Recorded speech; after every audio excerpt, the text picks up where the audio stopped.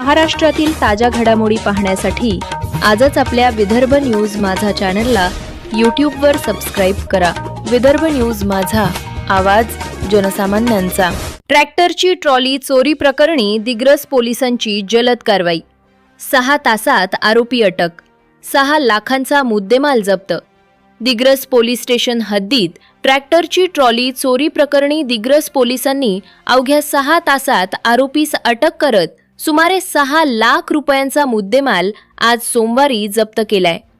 या प्रकरणी फिर्यादी संतोष भीमराव चव्हाण, राहणार आरंभी, तालुका दिग्रस यांनी दिनांक 25 जानेवारी रोजी दिग्रस पोलीस ठाण्यात तक्रार दाखल केली की रात्री शेतात उभी असलेली ट्रॅक्टरला जोडलेली सुमारे 2 लाख रुपये किमतीची ट्रॉली अज्ञात चोरट्यानं चोरून नेली।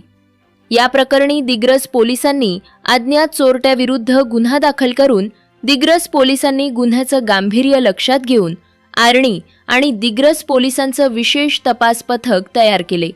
गुप्त बातमीदारांकडून मिळालेल्या माहितीच्या आधारे पोलिसांनी आसरा गाव परिसरात सापळा रचून आरोपी सुधाकर मोहन तूनगर, राहणार आसरा याला ताब्यात घेतले। तपासादरम्यान आरोपीनं गुन्ह्याची कबुली दिल्यानंतर चोरीस गेलेली विना नंबरची ट्रॉली तसेच गुन्ह्यात वापरलेले ट्रॅक्टर असा सुमारे 6 लाख रुपयांचा मुद्देमाल पोलिसांनी जप्त केलाय।